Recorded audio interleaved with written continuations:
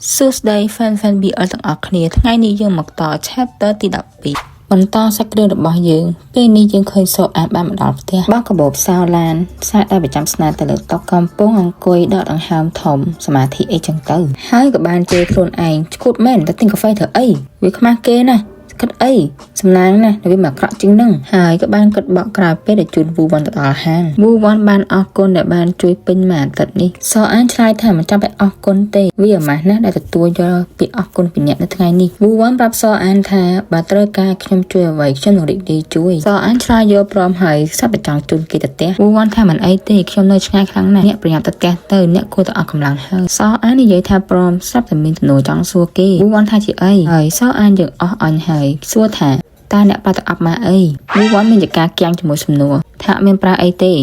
ហេតុអីហើយពេលនេះសអានមានចការសោកដេញសោកបកមកបច្ចុប្បន្នវិញសអាននៅតែសម័យគិតនៅពេលដែលវូវ៉ាន់បានអោបគាត់ហើយសអានគិតឡើងវិញទៅវាមិនអាក្រក់ពេកទេយើងបានមើលវូវ៉ាន់វិញពេលនេះគាត់ទៅងូតទឹកហើយមានអារម្មណ៍ស្រស់ស្រាយអីចឹងទៅហើយគិតទៅមានអារម្មណ៍ថារីកបាំងដូចស្អុយមែនទេខ្ញុំគួរតែដូរវាថ្មីនេះវូវ៉ាន់កំពុងរៀបចំដូរបងរបួសកំពុងតែដូរហើយក៏ងាកទៅមើលនំហើយនំហើយបាននឹកឃើញតែដល់សអាននៅពេលនោះក៏គិតសុកក៏ទាញទូរស័ព្ទទេទៅរកម៉ាក់ Hello ម៉ាក់គឺជាខ្ញុំខលទៅព្រោះកំពុងគិតពីម៉ាក់អីណាជួនអញសុំចាស់វូវ៉ាន់ប្រាប់ថាទៅតែចេញពីងូតទឹកសួរថារបួសរបស់ម៉ាក់គាត់មិនអីទេម៉ាក់គាត់ឆ្លើយថាមិនអីទេគាត់បានផ្ដាំផ្ញើម្ដាយគាត់កុំភ្លេចទៅរកពេទ្យនៅពេលមានអារម្មណ៍ស្រួលតើមីងចុងអានសុខសប្បាយទេខ្ញុំគួរទៅលេងគាត់មីងចុងអានថាគាត់មិនអីទេកុំបារម្ភពីគាត់អីឥឡូវនេះនៅកន្លែងធ្វើការរបស់វូវ៉ាន់បានធ្វើបាយកែវភ្លាមនោះស្រាប់តែមានប្រុសស្អាតម្នាក់ប្រាប់ថាបងកុំប៉ះវាអីម៉ាណេជ័រហៅជេខ្ញុំឯងធ្វើបាយកែវមែនទេតបមកក៏បានឃើញវូវ៉ាន់សួរថាមានអារម្មណ៍ស្រួលមែនទេវូវ៉ាន់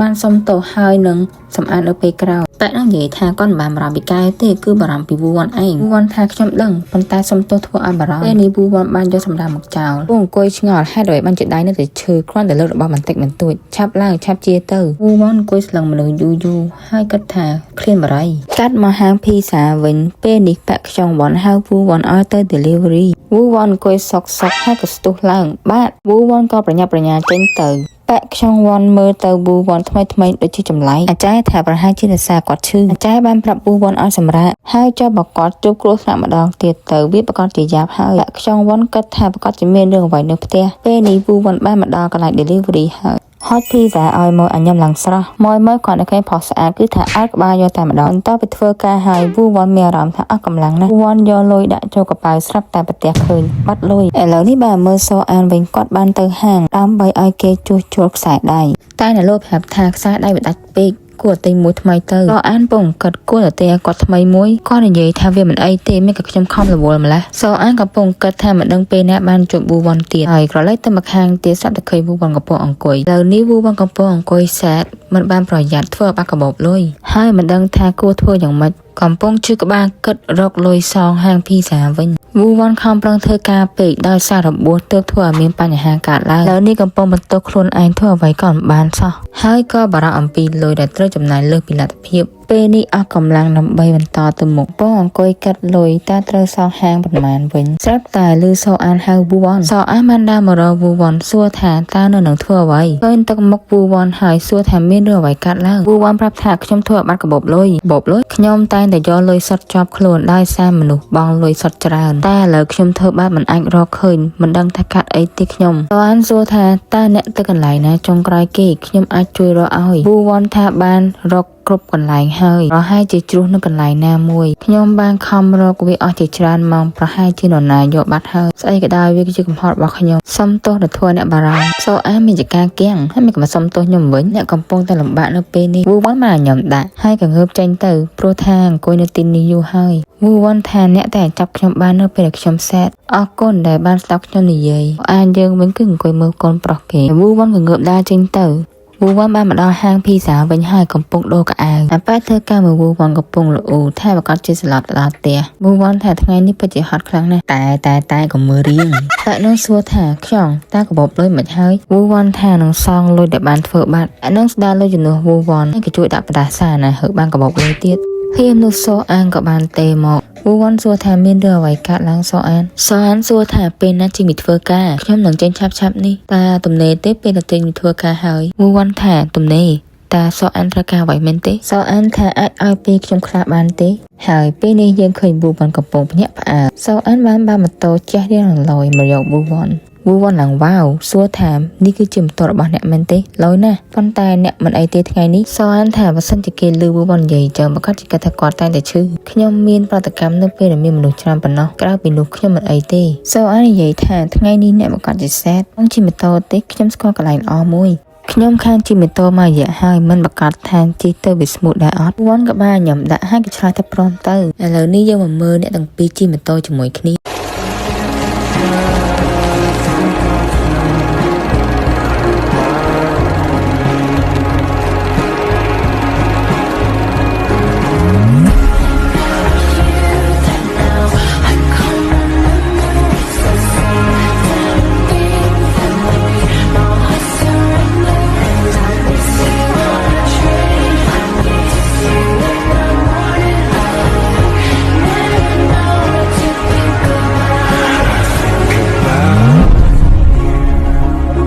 ពេលនេះអ្នកទាំងពីរបានមកដល់គោលដៅហើយសអានបានហត់ជ្រិញឲ្យប៊ូវ៉ាន់ហើយថាបើមានបៀវាប្រកាសជាល្អវ៉ាន់ថាមែនហើយសអានសួរប៊ូវ៉ាន់ថាបកែផឹកទេប៊ូវ៉ាន់ថាខ្ញុំអាចផឹកបានហើយចុះអ្នកស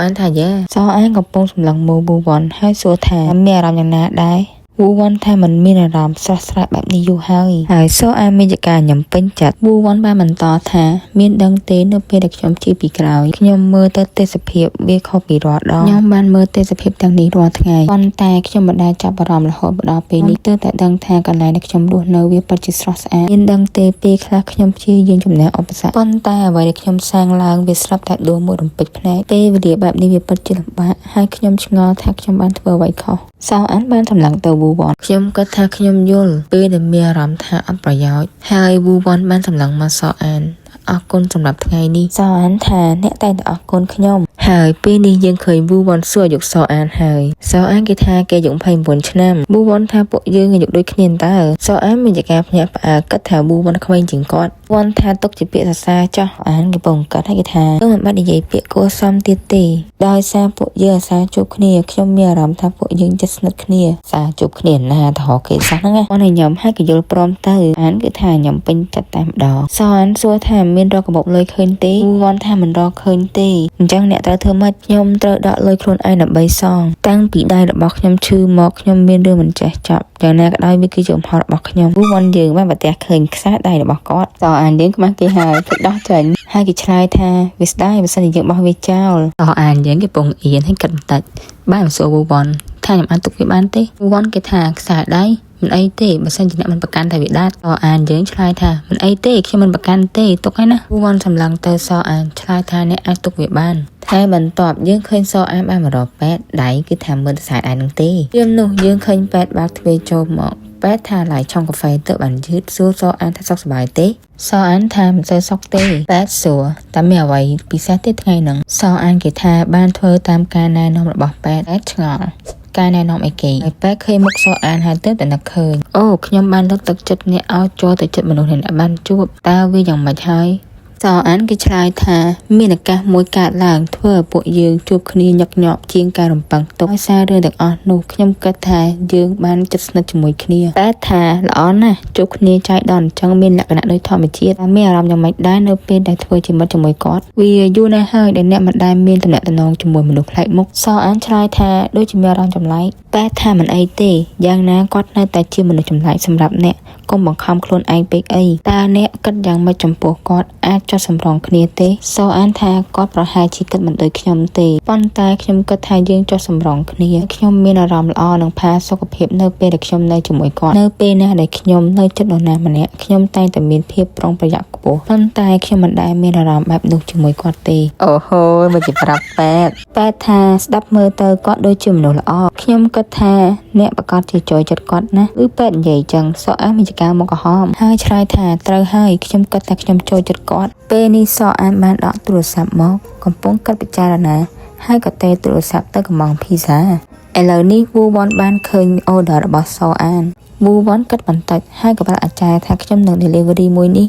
អាចារ្យថានៅណា Golden Palace Man អូខេពេលនេះយើងឃើញសអានបើកទ្វារមកទទួលភីសាទាំងភ្ញាក់ផ្អើលឃើញមុខវូវ៉ាន់ញ៉ាំឡើងស្រស់ហើយវូវ៉ាន់ថាដោយសារឃើញ order របស់សអានទៅគាត់មកសអានក៏និយាយស្វាគមន៍ហើយក្នុងចិត្តស្ទើរមិនជឿថាវូវ៉ាន់នឹងមកវូវ៉ាន់សួរថាសអានចង់ចេញទៅណាមែនទេសអានថាខ្ញុំទៅតែម្ដងផ្ទះទេចាំបន្តិចខ្ញុំយកភីសាឲ្យអ្នកឲ្យពេលនេះសអានបានហៅវូវ៉ាន់ចិត្តដល់ម៉ោងបាយហើយចង់ញ៉ាំបាយជាមួយគ្នាទេហើយពេលនេះយើងបានឃើញសអានជើញកូនគេចូលផ្ទះអ្នកចង់ដាក់កាបូបកន្លែងណាក៏បានហើយវូវ៉ាន់មានចការវ៉ាវគឺមិនដែលឃើញផ្ទះបែបនេះពីមុនទេវូវ៉ាន់បានសម្លឹងមើលជុំវិញផ្ទះសអានសសួរវូវ៉ាន់ថាម្នាក់ចុះមិនថាអីទេវ៉ាន់ថាគ្រាន់តែត្រឡប់ទៅធ្វើការតនម៉ោងទៅ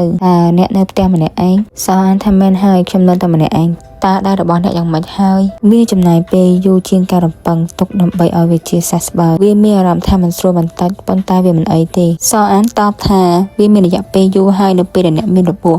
ខ្ញុំសង្ឃឹមថាខ្ញុំអាចនឹងបន្តជួយអ្នកបានទៀតវូវ៉ាន់តបថាខ្ញុំមិនអាចសុំបានទៀតទេខ្ញុំជាពាក់អ្នកច្រើនណាស់ហើយសអានមានការញ៉ាំពេញចិត្តសអានសួរថាខ្ញុំលើថាអ្នកស្គាល់ Hey In Kyung វូវ៉ាន់ភ្ញាក់ផ្អើលសអានស្គាល់គាត់ដែរគាត់ធ្វើការជាមួយម៉ាក់ខ្ញុំតែអ្នកស្គាល់គាត់យ៉ាងម៉េចពួកយើងនៅក្លឹបហែទឹកជាមួយគ្នាកាលពីខ្ញុំនៅក្មេងពិភពលោកនេះពិតជាតូចណាស់សអានឆ្លើយថាមែនហើយអ្នកបានហែទឹកតើវាមានភាពប្រកួតប្រជែងណាស់មែនទេវូវ៉ាន់បានទម្លាក់ទឹកមុខចោលហើយនិយាយថាវាមិនអាចទៅរួចទេខ្ញុំមានបញ្ហាសុខភាពនិងបញ្ហាផ្ទាល់ខ្លួនខ្លះសអានបានឃើញទឹកមុខវូវ៉ាន់ហើយគិតក្នុងចិត្តថាមិនគួរសួរគាត់បែបនេះទេហើយភ្លាមនោះសអានក៏បានសួរវូវ៉ាន់តើអ្នកកំពុងតែដេតជាមួយនរណាម្នាក់ទេនៅពេលនេះហើយពេលនេះ chapter របស់យើងក៏បានបញ្ចប់អរគុណសម្រាប់បេះដូងអ្នកទាំងអស់គ្នាយើងនឹងជួបគ្នានៅ chapter បន្ត